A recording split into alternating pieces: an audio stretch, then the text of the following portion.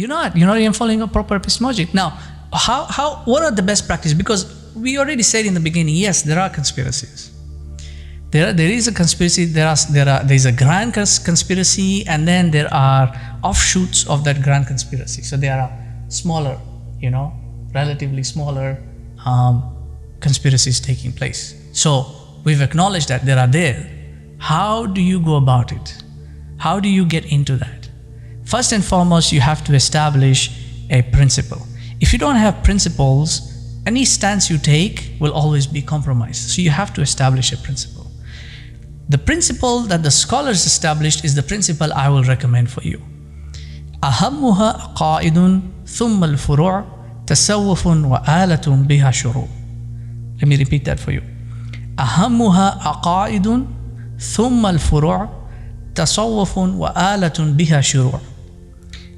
The first is your aqaid, because your aqaid, which is where you get the science of aqidah, the science itself is meant to keep your intellect functioning within parameters, within established or ordained parameters, so that you don't go off the track. You don't end up causing your heart then to deviate. Zayghun. You see, to get sick, maradun. That's what the intellect, it keeps the intellect in place. Then come the branches. These are the different branches of practice. This is where your fiqh comes in. Understanding fiqh and how fiqh functions on an usuli level. You don't have to study usulul fiqh to understand that, but just to understand how the fiqh functions, because each science has got a fiqh. And a theory, being an offshoot of a science, also then has a fiqh, right? It's got a way to understand it, and it's got a way to understand also what are the permissibilities, the impermissibilities, what are the parameters, and how are they applied? How far can I go? It's to be able to understand that. That is furu'. Then there is tasawwufun. And if you don't want to use that, you don't like that word tasawwuf, it's fine. You don't have to use that. Use ihsan. Ihsan is the word, right? Tasawwuf is a science. The concept that science articulates is ihsan.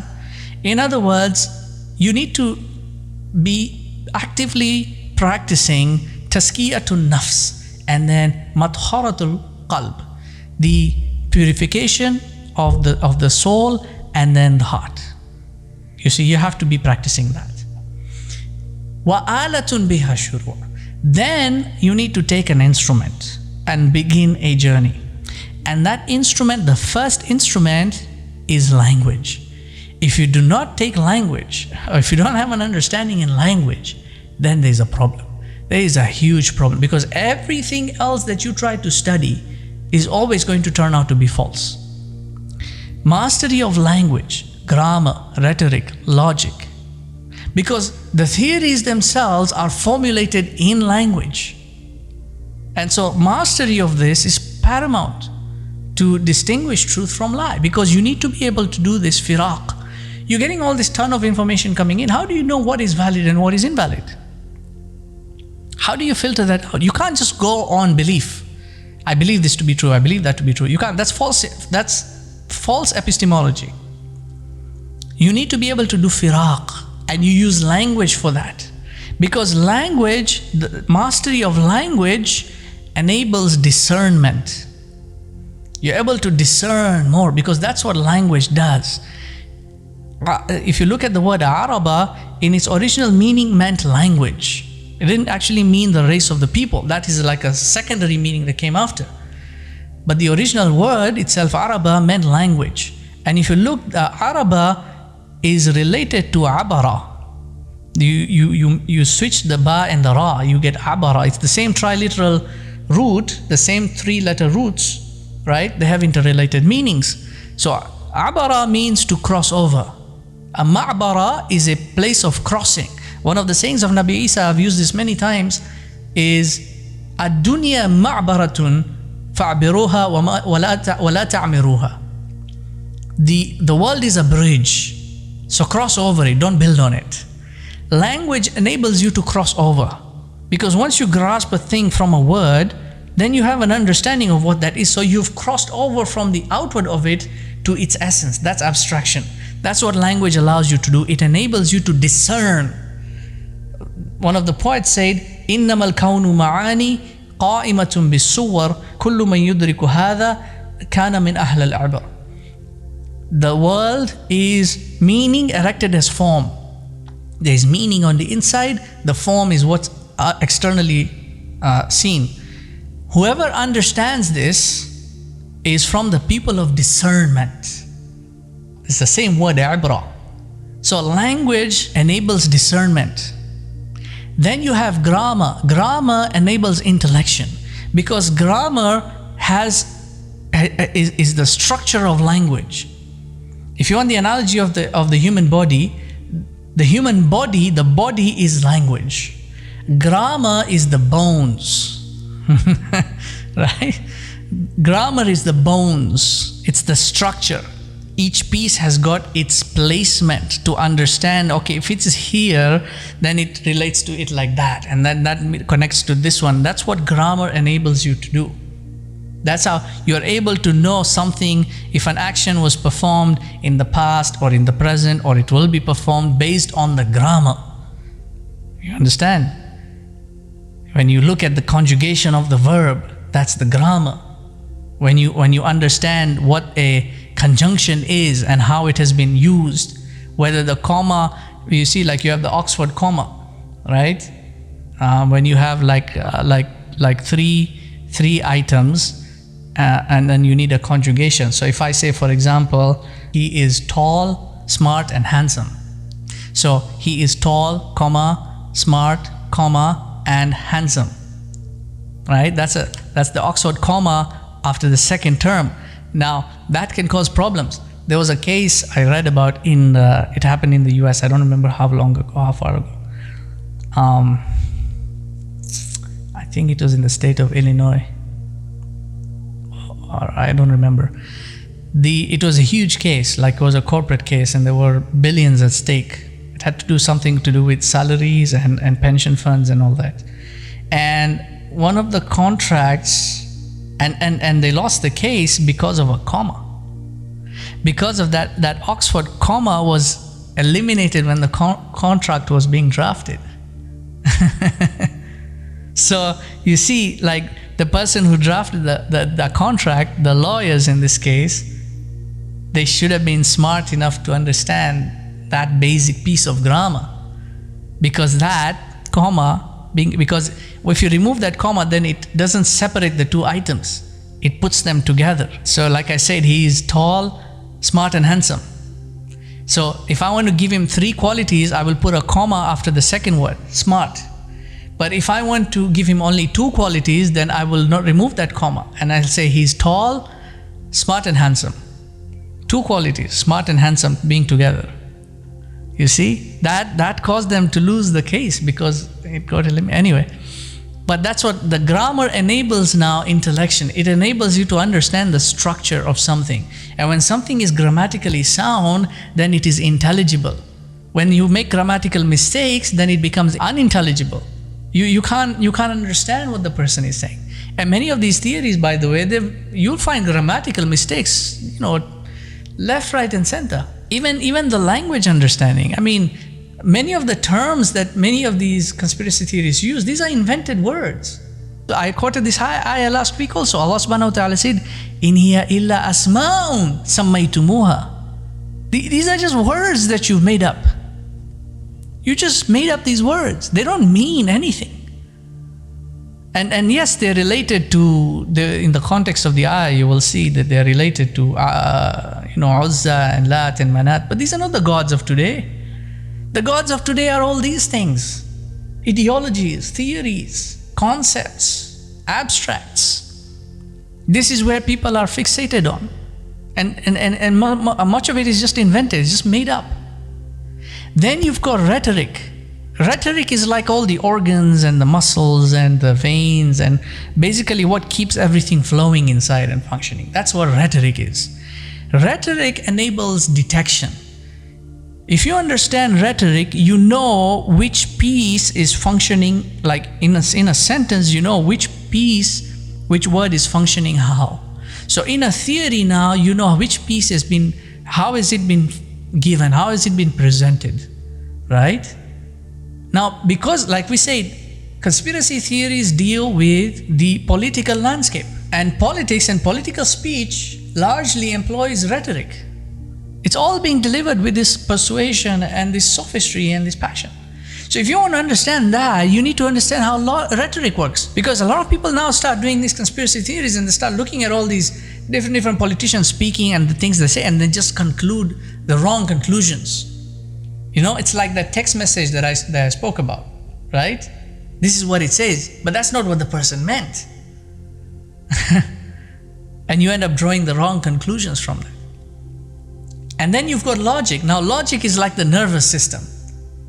You see, it's what increases comprehension, detection, and then avoidance of fallacies, of false actuation.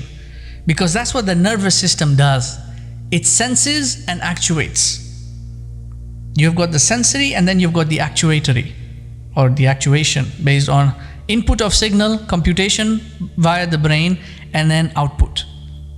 And it all functions on logic. That's the analogy in the human body.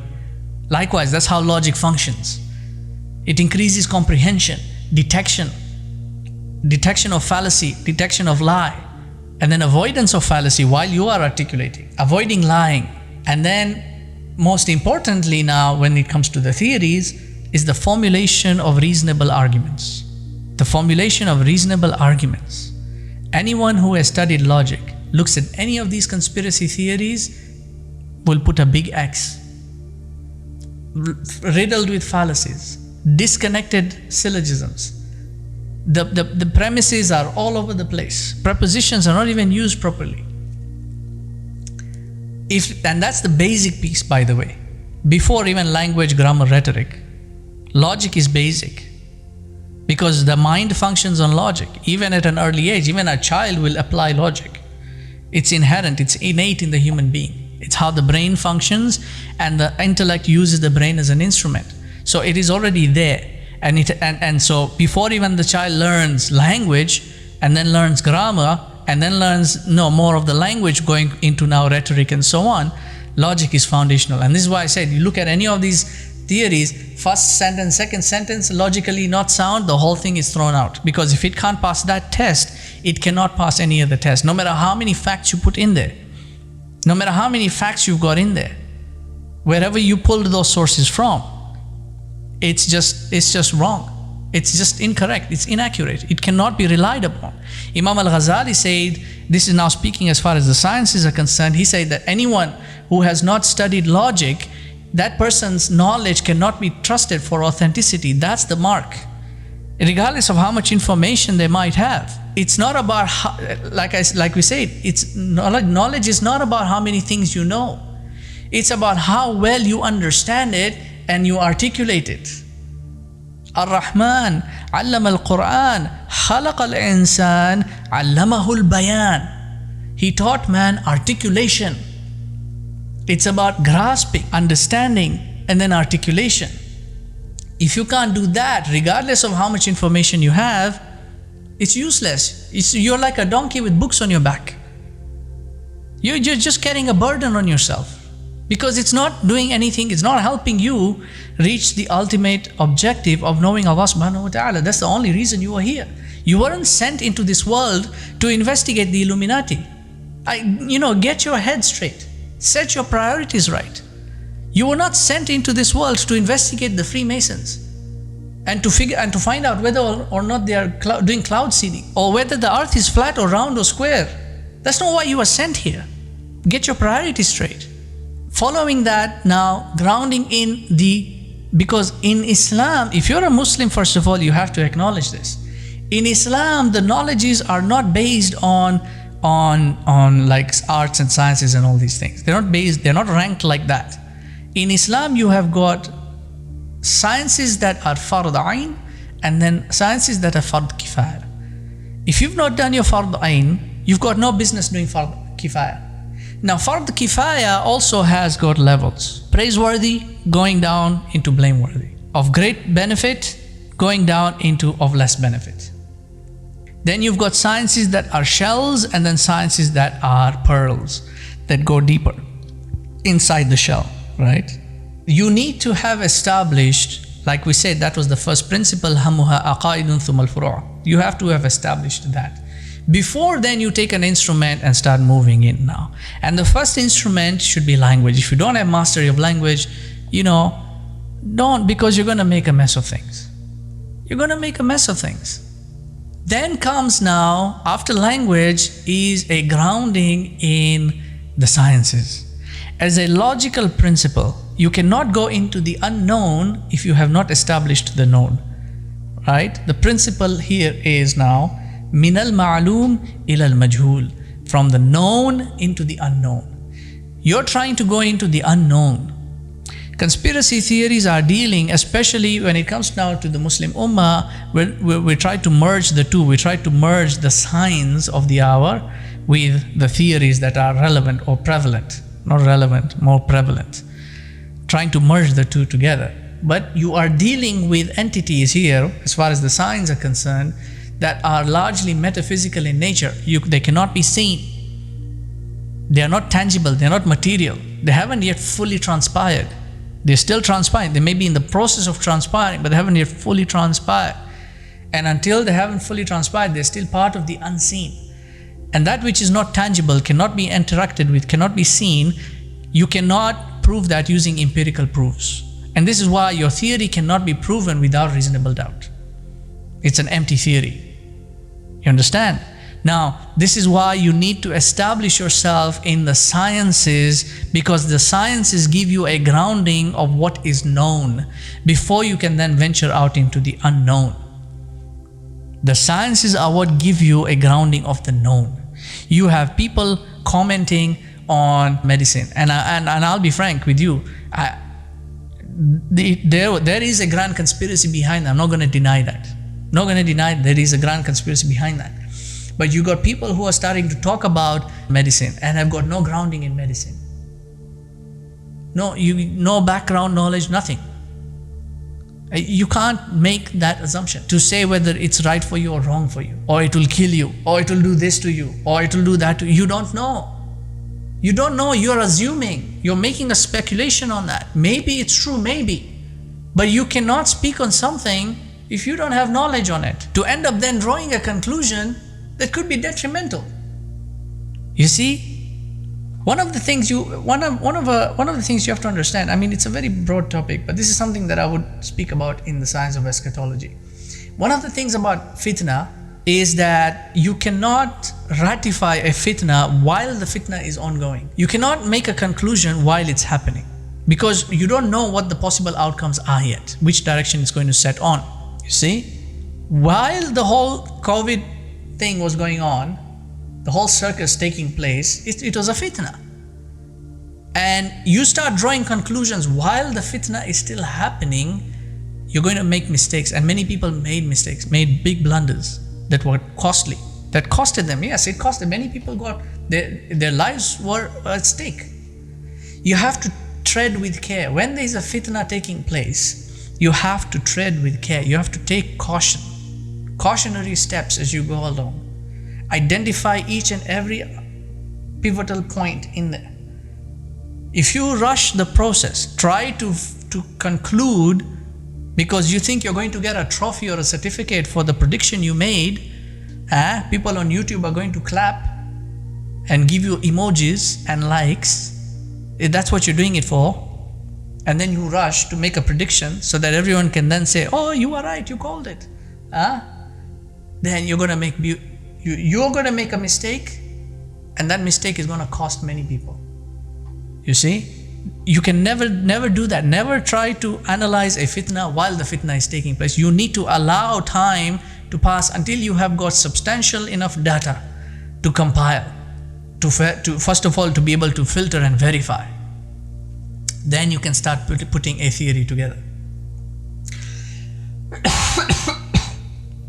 And you need to have a working knowledge of the relative science to which it pertains. People trying to analyze politics don't know political theory. People trying to analyze medicine have got no background in medicine. Trying to analyze vaccines have got no background in vaccines. Trying to flat earth, the flat earth got no background, no understanding as far as cosmology, as far as rudimentary physics is concerned. Going straight to the Quran, earth is flat. Got no background in the sciences, got no working knowledge in any of the sciences. And what's their justification?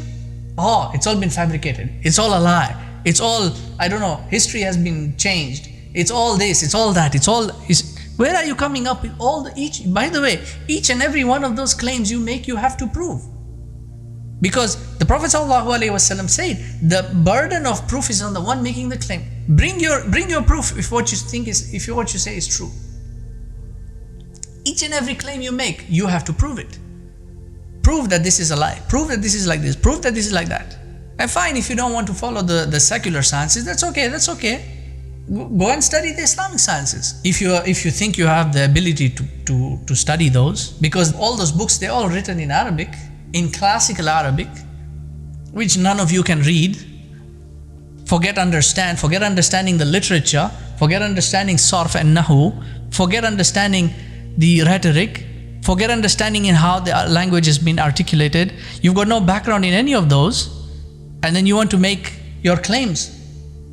I've studied this, I read this one's book, I read so and so, and this is what he said, and I read so and so, and this is what he said. You just pick out random, again, you're just doing your pieces of information from here and there, one statement from there, one statement from there, and then you put it together and say, see, here's my proof. That's not how it works. You have to have a grounding in a science. You need to be able to understand the fundamental axioms, the principles, the laws, the methodologies, the issues and their resolutions, the boundaries, the limits, the terms, the definitions. You have to be able to understand those if you want to then take, because this is now the instrument you're taking. You see, the first instrument you took was language. Then now comes the other instrument now, which is the ulum. And during the Islamic Golden Age, the Muslims, their principle was al-Arabiyyatu miftahul ulum. The Arabic language is the key to the sciences, because that's the language they studied in sciences at the time. So language comes first, and then now you start picking the sciences in the field that you're going to study or examine further than that. Then comes now, because this is now where you are at the level of agent intellection. Now comes the level of active intelligence. Active intelligence is now the breaking point. It is the level now where you should be able to differentiate between subjectivity, objectivity, and absoluteness. These theories, they tend to take the subjective elements as absolute. Again, wrong epistemology. You have to be able to differentiate. Now, I don't have the time to go through what is subjectivity, objectivity, but you can look at my book, The One-Eyed Impostor. There's a whole chapter on that. And there's a lecture that we did last year or so on the subject matter itself. So you can take a listen to that. But subjectivity, differentiate between what is subjective. Because you look at something from this point of view, that one looks at it from their point of view. Each point of view is subjective to the one who is observing it. We all looked at the same fitna. We all experienced the same fitna, but everybody had a different perspective on that. You understand? You need to be able to differentiate those perspectives, and then you need to be able to find what is objective among them. Not what is common. We're not doing mean, mode, and median. We're not doing statistics here to see what is the average. No. What is the objective understanding of it? That's now a higher level. And then now how do you get to the absolute truth of it? That's even higher than that. That is contingent on the epistemology that you apply. Following the proper epistemology is the most vital piece now, because we exist in a world of information, and that information must be processed properly to yield accurate results, because there is a proper way to make sense of things, to filter out the falsity from the truth. and to take the truth and leave the falsity out by using the correct epistemology. If you do not use the correct epistemology and you don't know, like you don't even understand what is epistemology itself, you don't know, do you have a foundation? Is that foundation strong? How many levels does it have? How deep is it rooted? And then what are the coherencies of truth? How many coherencies do you have? Do you have incoherencies? Because you will have those as well. How do you differentiate between the two? How do you resolve the incoherencies? How do you strengthen the coherencies? How and when do you apply evidential weight? Because sometimes a theory requires evidential weight when you cannot produce empirical proof, right? You can prove it using reason, but then you need the evidence that will go with that. So how and when do you apply evidential weight so that you can strengthen the theory and yet acknowledge that it is a theory at the same time? In other words, being honest with yourself and the limitations and the mistakes that you made on that, rather than conclude. And if you cannot provide that, then you need to be able to know where your limits lie before you start broadcasting it. Because now that comes to the final piece. Responsibility with knowledge. The greatest burden that everyone overlooks, because everything that you know or you come to know is a responsibility on you. We are guardians of knowledge, but we misbehave as guardians. You see, you don't take into consideration the effects that your broadcasting will have on others. You just go, you pick an ayah and, oh, it says like this, and because I looked up in the dictionary, it said like this and this like this, and therefore the earth is flat. And then you go and start making a 3-hour video and broadcasting it to everyone. What are you doing? What are you trying to prove? Or who gave you this great mission to go out and warn the others, to wake up the people? Who gave you that? You see, you think that you're spreading the truth, but you're actually spreading more confusion. Because you're not properly trained to do that. You see, we as speakers, and I'm not going to call myself an alim in that regard, because I have ulama above me who trained me on how to speak on different subjects, to recognize the audience that you're speaking to, and not just to come out there and throw the facts. Because there are scholars who do that. They just come out and then they start throwing the facts. They think they're being very smart and intelligent, then they end up causing confusion. They're there. One of them I've been vocal about. He's done it many times over. I've even told him to be sensible. You can't come up and just give something because you think you're sounding smart. Then you just leave and then you end up causing confusion. You leave confusion behind. You think that you're spreading the truth, but you're actually spreading more confusion. Because it's not about the right or the wrong facts. It's not about waking people up or whatever other noble deed or ambition you have given yourself. Without even considering, first of all, if what you have is true. Is it founded on principles? Was it deduced with the right epistemology? Because if you spread it, then you're taking a huge gamble. Especially when you start bringing in the Quran and the Hadith. You're taking a very, very huge gamble, and you will be held accountable for what you say and all those thousands of people that you have led astray because of what you say. You have to fear Allah in this aspect. You cannot just start talking about something. You've got no basis. You've got no grounding in the knowledge of it. You're just speaking out of your own assumption. And then people are latching onto that out of their own ignorance. And then they get led astray as well. See? Because you really have to think about this. And everything that you people do, by the way, however you justify that, you have to be honest and sincere with yourselves. Because, forgive me for being harsh on this, but you have to reflect on your own stupidity. Let me ask you a question here, right? Let me ask you a question. You say that they are controlling the media, they're controlling this, they're controlling that, they're controlling the information flow, and they're doing this and they're doing that, they're all this stuff. Let me ask you a question. If you found the key and you've exposed them now with your theory, okay? You made your video, you put in all the graphics in there, or you made that post, that meme post thing, right? I've seen some of them, they just put a picture of somebody there, one eye is like all whitish, the other eye is something else, and there is kafara written on the forehead, and then there is a picture of something else on the side there, and then there is picture of George Bush on the side here, and the picture of something else, and there's like these arrows intermingling somehow, and then there's a huge caption. You make all that, you put in all that time and all that effort, you made all that. You have exposed the Illuminati, you've exposed the Freemasons, you've exposed Dajjal, okay? You've exposed them, quote unquote. And then you also say that they control the media, they control the social media, they control the YouTube, they control everything. Let me ask you a question. Till today, how is it that they have not stopped your videos and your memes and your pictures and everything from being broadcasted? Why? Why have they not stopped that? I mean, you're exposing them.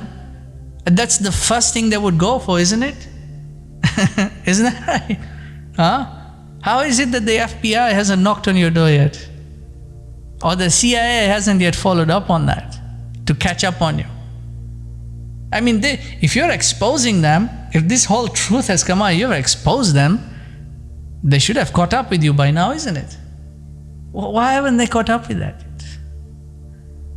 I know some of these people, they'll say, because people are asleep and they have woken up and they just don't want to listen to the truth, and so, it's just like, you can make up as many justifications as you want to justify yourself and make yourself feel good about it, but at the end of the day, if you've exposed the criminal, why hasn't the criminal come to silence you? Because you're a loose end, isn't it? Isn't it? Anyone who is, I mean, these are not petty criminals, these are masters. They're grand conspirators, they own the world. Why haven't they silenced you yet? Because it is all part of a Dajjalic manipulation. The real deception is not in the agenda. The real deception. Again, you will have to read my book, The One-Eyed Impostor, chapter on deception.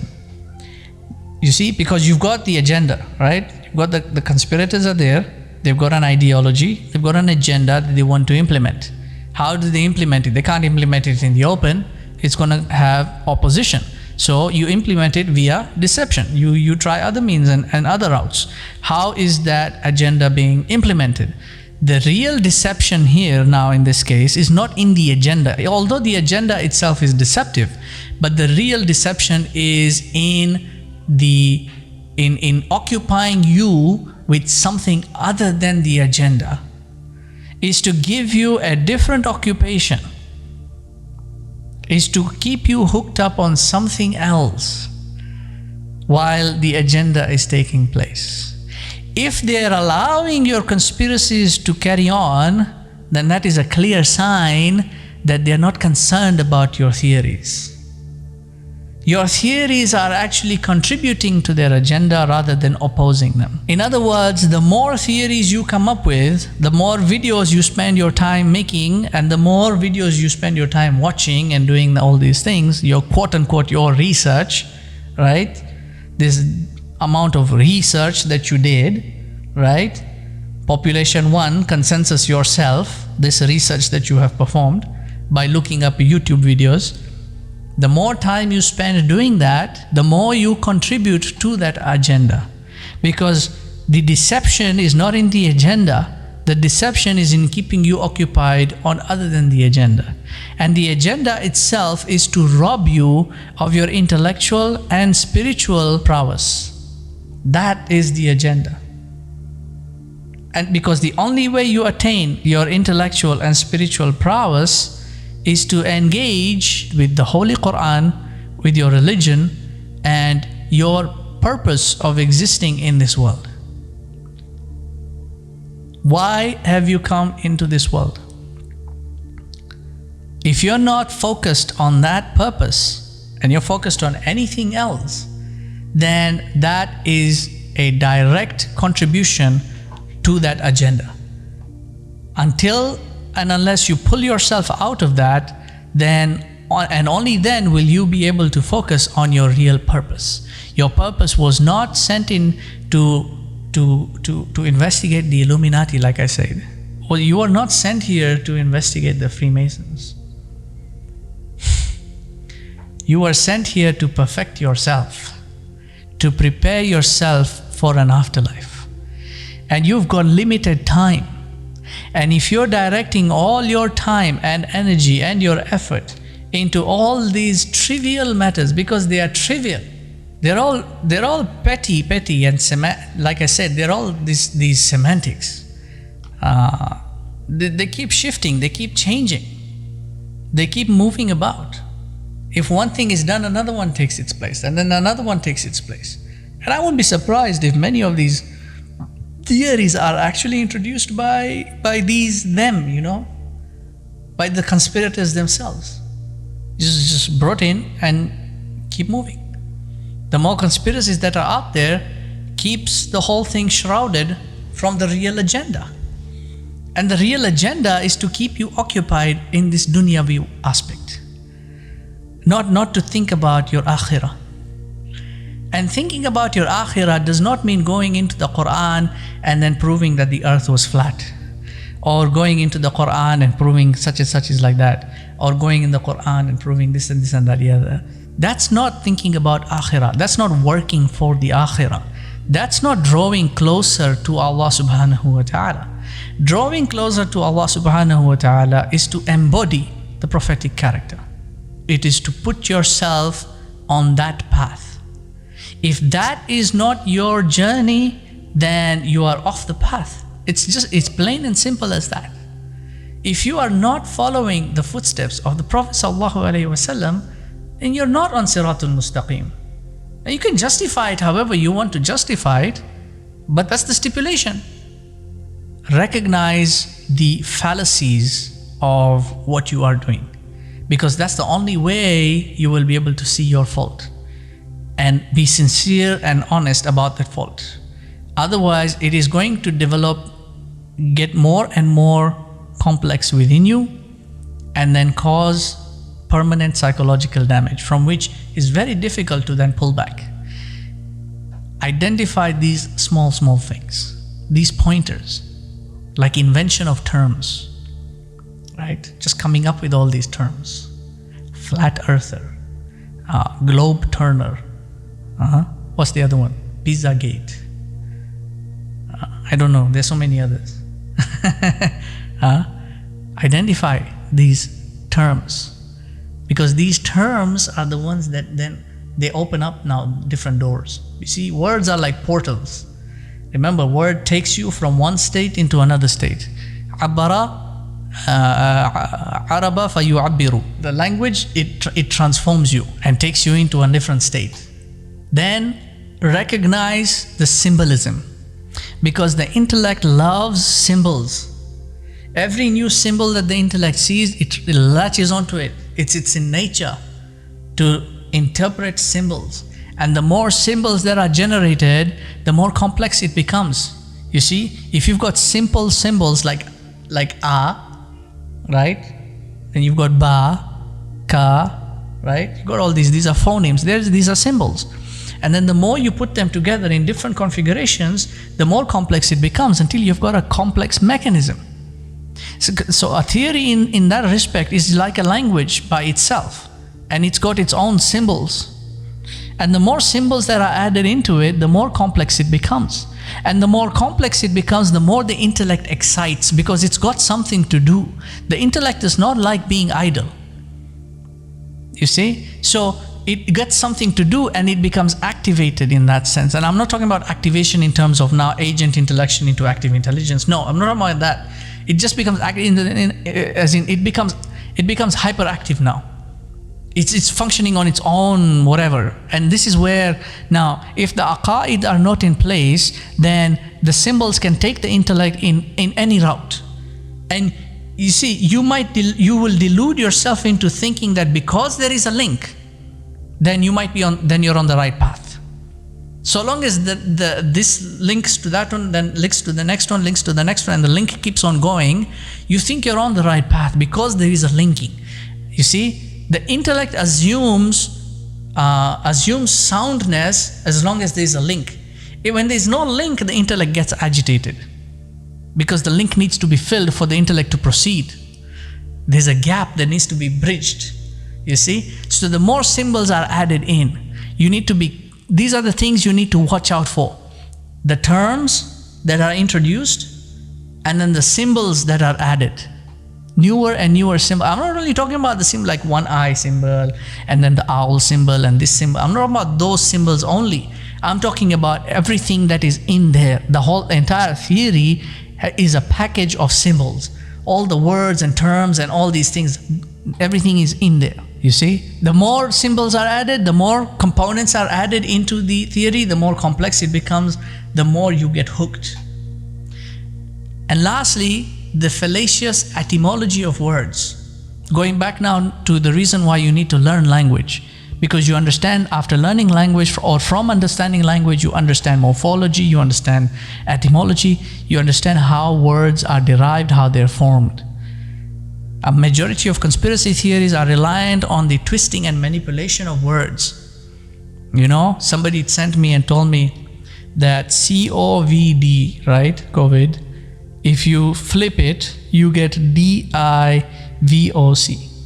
And then if you take that, and that's actually a Hebrew word which means devil or demon or something like that, right? Now that's a person who just doesn't understand language at all. Because you've taken a word, first of all, which is not a word. It's an acronym. It's COVID. It's an acronym. There's actually dots in between. Okay, so each of those is a symbol that represents a word. It's not the word itself. It's a symbol that represents a word. And then that word represents something else. So you've got an additional piece here. It's not the word itself. And then the combination of those symbols has been done in a particular language with its own set of rules and meanings, which is English. Just because you flipped that does not make it automatically Hebrew. So that now you have, oh, look, it means demon. So they're actually trying to, no. You see, that's wrong. That's a wrong methodology. No one's going to take you seriously, and you will never be able to prove the validity of your argument in any case if you're using that methodology. Because this is what they do. They twist the words, you know. I mean, there are many examples. I'm just too tired right now to go through all those. And it's really a headache to even sit down and decode these things. But you find many of them, they'll use this manipulation, and they'll even do it in Arabic, they'll do it in the Quran. Really, they'll do it in the Quran as well. This one guy was trying to prove that the earth, I mean, this was part of his whole flat earth nonsense. And he took the ayah, kullum fi falakin yasbahun. Right? Each one, speaking about Ash-Shams wal Qamar, each one in its orbit has been, that's the loose translation, is swimming in its own orbit. So he took, and he looked at that and said, oh, it's a palindrome, because you've got kaf, lam, fa, and then you've got ya, and then you've got fa, la, and then kaf. Fa, lam, and kaf. Right? Kullun fi falakin. And he said, isn't that interesting? That the fi, the ya there, I don't know how do you do that? Doesn't fit any validity to say that the ya there is the earth, and then the lam is this, and then the other one is the stars, and then the other one is the sun. And you see, because the ayah is like that, kaf, lam, ya, kullum, kaf, lam, fa, ya, and then fa, lam, kaf, like that. So it's like that. That's the model. That's the solar system. The earth is in the middle. How do you, because that's not what the ayah is even. Again, you have to understand the context of the ayah. You have to understand what the ayah, how the Quran is speaking. By the way, I mean, just give 2 more minutes on the flat earth nonsense. First of all, the Quran is not a book of science. It's not a book of facts. It's not a book of numbers. It's not a book of theories. The Quran is not a book because only human beings write books, by the way.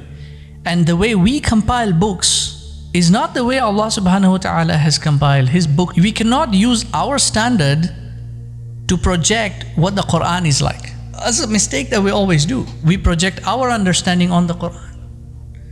And this is the fault here, because now we start looking at the Quran as a book of literature, or others will look at it as a book of mathematics, or others will look at it as a book of science, others will look at it like this. You see, they start now going into the Quran and they start deriving all these scientific facts and these miracles and the number over here and the numbers over there and the numerical here and the value here, and they start doing all these things.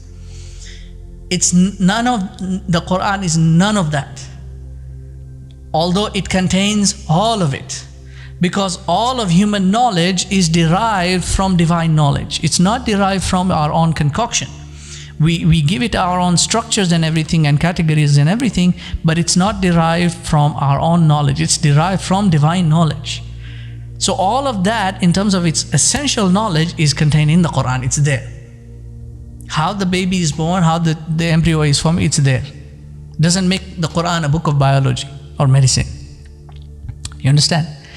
Now, the Quran is not one-dimensional, it's not two-dimensional, it's not three-dimensional, it is multitude-dimensional in dimension. And each level has its own expansion of meaning. And all of those levels, they don't conflict each other. They are harmonious. There is the most basic subsistent level, and then there is the higher level. You can just spot that into two. The basic subsistent level is the deliverance of knowledge from a fitrah perspective. It was sent down to a people who were not literate. The Prophet ﷺ himself was not literate. He didn't know how to read and write. He was not a man of science or a man of letters. It was not sent down to a people who could do this scientific stuff. And so its descriptives are descriptives, and many of these descriptives are metaphoric. Going back now to ayat muhkamat or mutashabihat, right? To be able to recognize when an ayah is mutashabih and when it's muhkam. If it's muhkam, there's no debate. If mutashabih, then you have to understand what kind of mutashabih. What's the tashabaha there? Because it could be allegorical, it could be analogical, it could be metaphorical, it could have some vagueness, and then again knowing that vague and ambiguity are different. And then what kind of metaphor is it? Because there is majaz khasun, and then there is majaz amun, and then sometimes it could be specific to context, because again the context has to be looked at. So there are all these different levels. There's a science in ta'wil. The science of ta'wil itself is a science. And ta'wil cannot be done unless you do tafsir first. In other words, the correct methodology of understanding the Quran is to look at the ayat muhkam and then use the muhkam as a foundation to explain the mutashabiha. Right? Min al-ma'lum ila al-majhul, the known into the unknown. I want you to understand this, because now when you come to looking at the Quran as far as the earth is concerned, flat earthers, now pay attention, okay? First of all, understand the kind of argument. The argument, scientifically speaking, has never been between flat or round. The argument has always been between the heliocentric and the geocentric. Whether the earth is the center and everything goes around, or the sun is the center and everything goes around the sun. It's always been between these two. Einstein himself said that the difference between these two is a matter of relativeness, one being relative to the other. And what he was trying to say is that it really doesn't matter. Right? If you need your calculations to be right, and you need your mathematics and your physics and all these things to be correct, then you're going to have to use the heliocentric model, because it gives you a more accurate calculation. But if you just want to go out and just marvel at reality, then nobody's going to stand and look out in the horizon and say, what a beautiful earth time. No one's going to say that. Everyone's going to say, what a beautiful sunrise or a beautiful sunset, right? That's the fitrah perspective.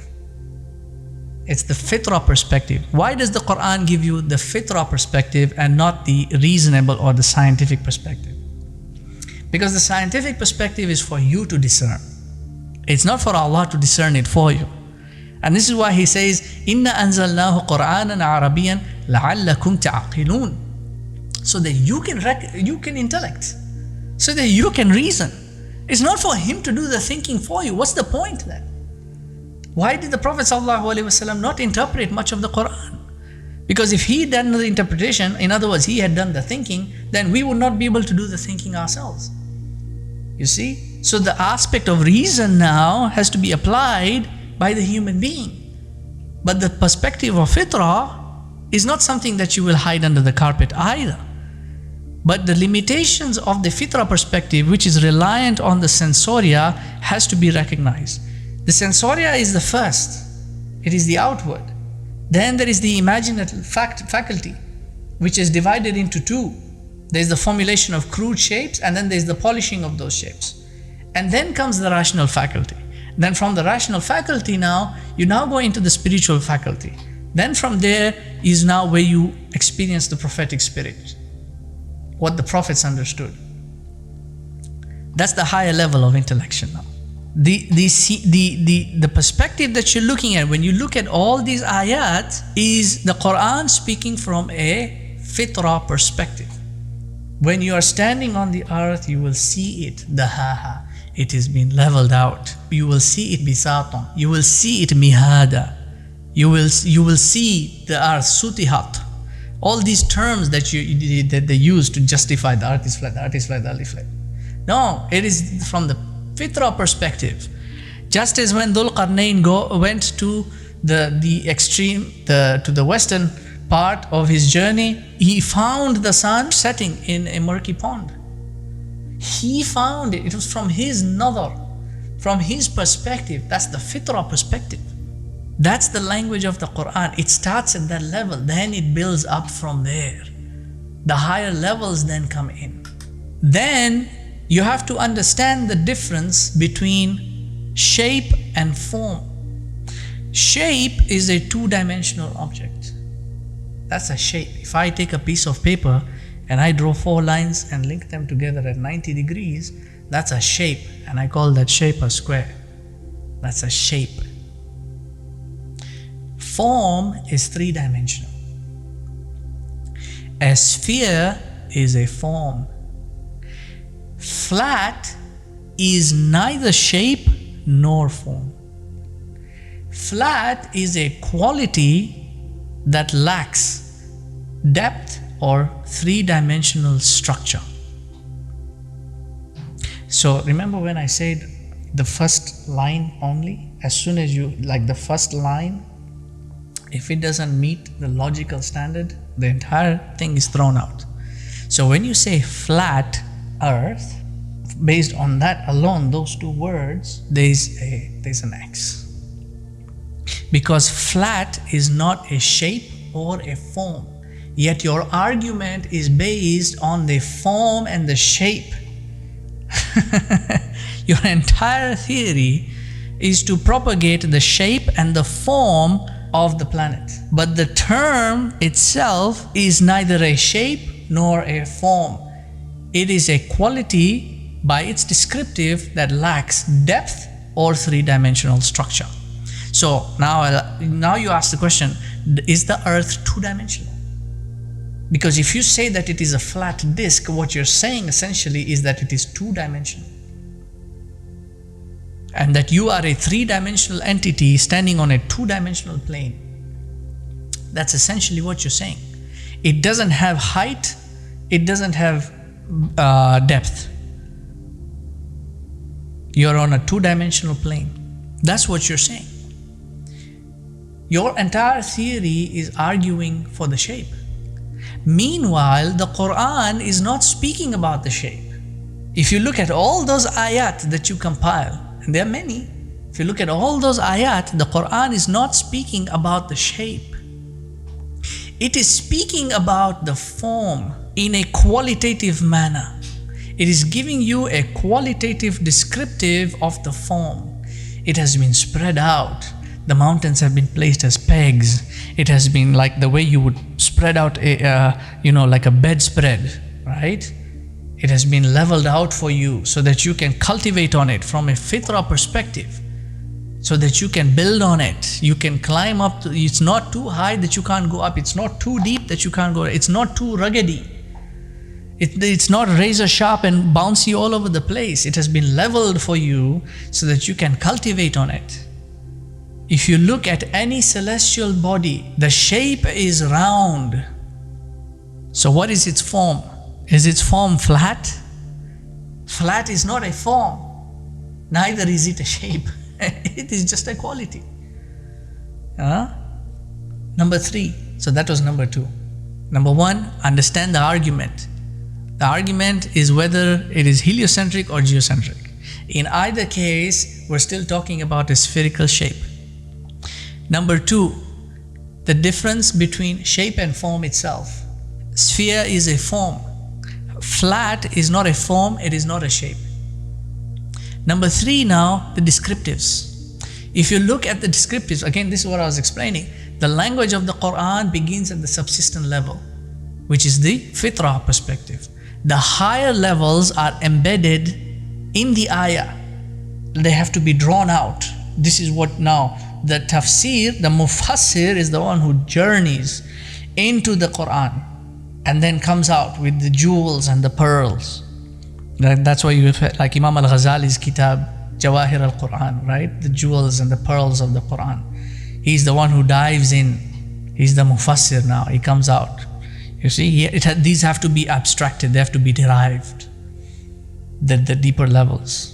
On the subsistent level, it's speaking on the fitrah. What is the fitrah? The fitrah is what you see the child with. If you look at the child, right? The child doesn't understand these scientific terms and these complex mechanisms and these and all these things. He doesn't understand all that. As far as the child is concerned, if the child was to stand outside, to his perspective, it is a flat surface. To his perspective, the sky is on top. To his perspective, you see, from that perspective. But there are deeper levels now. These higher levels that are embedded in the ayat require intellection, and this is why he says لَعَلَّكُمْ تَعْقِلُونَ, so that you can intellect. So the Quran begins to elaborate on the simple premise. It gives you the simple premise, which is the sensorial. And this is the miracle of the Quran. It's a linguistic capability of how much information can be contained on so many different levels, and each of those levels is sound and not in conflict with every other level. You have to understand that, because if you can't just go in and pick one and just take it and okay, it's like this because the Quran said. Because if you don't believe it, you're following the kafir system. Okay, we'll decide. We'll see what happens on Yawm al-Qiyamah. But I'm going to give you one more thing here, and there are many proofs that you can use from the Quran to disprove these flat earth. Okay, some of these are the same ayat that they use. So I'll give you one example. I'll give you a simple one, and you can find others. And we'll end with this, inshallah. Suratul Inshiqaq, the first 5 ayat. If you look at just the first 3, those are enough. He says, Allah subhanahu wa ta'ala, إِذَا السَّمَاءُ انشَقَّتْ وَأَذِنَتْ لِرَبِّهَا وَحُقَّتْ وَإِذَا الْأَرْضُ مُدَّتْ. If you look at that, it starts with a preposition. It is a dharf, which is a preposition. It is a dharf مستقبل مبني على السكون تضمن معنى الشرط متعلق بمضمون جواب النداء. It is a dharf, a preposition, which is a dharf al-zaman, but it is a conditional preposition, and it is related to the invocative, which is going now to ayah number 6 of the same surah. Ya ayyuhal insan. That's the nida there. Ya ayyuhal insan innaka kadihun ila rabbika kadhan famulaqi. You are striving through this life. You are striving to ultimately meet your Lord. It's referring now to the end destination. When the sama has been shaqqat, been split open, severed, split open. وَأَدِنَتْ, and has heard لِرَبِّهَا وَحُقَّتْ, has heard its Lord. It has heard its Lord's command, وَحُقَّتْ, and has responded. And then he says, وَإِذَا الْأَرْضُ مُدَّتْ, and then the ard has been muddat. It has been spread out. So this context here is speaking about what? It's speaking about Yawm al-Qiyamah, when the sky has been split open and when the earth has been spread out. So if it is going to be spread out, then what does that mean? It's not spread out right now. It's not. It's going to be flattened at that time. It is not flat right now. This is where the logic comes in, and you understand it. I'll give you another one. There are many examples like that. Look at Surah Al-Haqqa. I think it's from somewhere around 13, 14 till around 17, 18. He says, Allah subhanahu wa ta'ala, فَإِذَا نُفِخَ فِي الصُّورِ نَفْخَةٌ وَاحِدَةٌ. When the the trumpet has been blown with one blast. Right? One blast. وَحُمِلَتِ الْأَرْضُ وَالْجِبَالُ فَدُكَّةَ دَكَّةً وَاحِدَةً. And then the earth and the mountains are lifted and leveled with one blow. They are, like how when you're doing your bed, right? You do your bed, you lift the bed sheet like with one whatever, and you flip it like that, and then it just spreads out. It's leveled out. So it's going to be leveled at that time when the trumpet is blown. Before that, because you don't level out something that's already leveled out. Look at that. Look at this thing on my table. You see that? This tablecloth? It's already flat. I don't need to flatten it. It's already flat. The table itself is already flat. I don't need to flatten it. Unless it wasn't flat, then that's a different case. Then I would need to flatten it, isn't it? So if these events, if this flattening itself, this leveling is going to take place on Yawm al-Qiyamah, it logically implies that it is at present not in that same state. Isn't that right? There are many ayats like this. You can look these up. You can look at, in fact, if you look at all these different ayats, because this is how somebody they sent me, as usual, the graphics that they do. And he made all these different, firmament thing and the whole, I don't know what else going on the side and something on the bottom. And then he put up a whole list of ayat, some 30, 40 different ayat. And he was trying to pull a fast one. He thought that he could just flood me. This is what lawyers do, right? So like when somebody requests a piece of evidence or discovery, like they call it, right? And then the court orders that one lawyer to hand over discovery. They put it in so many documents, and then they deliver all those boxes upon boxes of documents, right? And then they bury them in paperwork. So that they never find the document, and then the date of the court comes and then they don't have the evidence to present it. So this is what he thought he was going to do. He thought he was going to give me all these different ayats, 30, 40 ayat, and he thought he's going to, bury me in that. Such surmountable evidence, all these ayats talking. If you look at all those ayats that they're looking at, about a quarter of them are null and void. They don't have anything to do contextually with the ard, insofar as its shape or form is concerned. And then another quarter of that is in context to do with the Yawm al-Qiyamah. It's got nothing to do with its present state. So that gives you half the ayat already taken care of. Now from that other half, you'll find a third of those ayat are to do in a context, in a cosmological context. Meaning that Allah subhanahu wa ta'ala is talking about like the samawat and how they were created, and then how they were layered and how they were parted and all that. It's to do with that from a cosmological perspective. So again, whoever is using those as proofs has to have studied cosmology, which they haven't. That's a science of its own.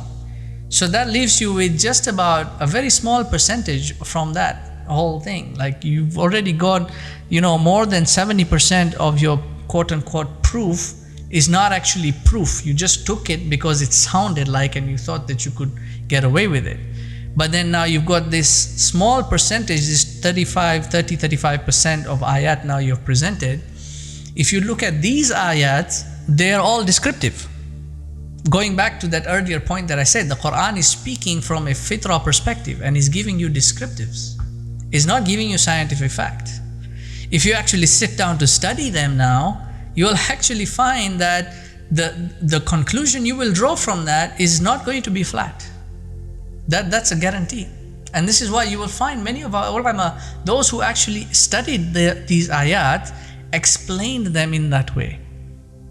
That yes, from a perspective that you can see you're existing in this world, from this perspective that you are in, it is flat to you.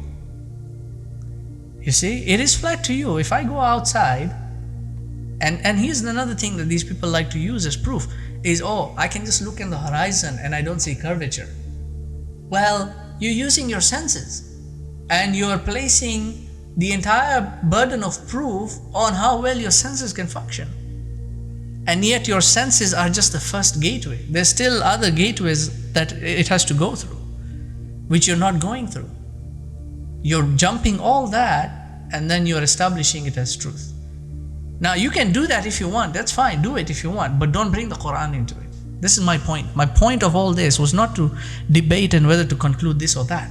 Like I said, the argument here, the real argument is geocentric or heliocentric. And whichever one is just relative to the other. One is based on fitrah because the fitrah understands a geocentric perspective. That's the fitrah, right? Reason will give you a heliocentric perspective. Either one is relative to the other. And ultimately, neither one matters.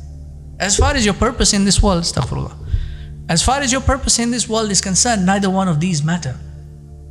They don't matter. It doesn't change what outcome you're going to, or what you're going to become at the end of the day. Allah subhanahu wa ta'ala is not going to resurrect you and ask you to explain with confidence whether you figured out what the shape of the earth was, and then give you a trophy based on that. It's not going to, it doesn't matter. This is what, you see, like Einstein said, it doesn't matter really. It's just based on how, which one is relative to the other and what purpose it serves your understanding. Heliocentric or geocentric.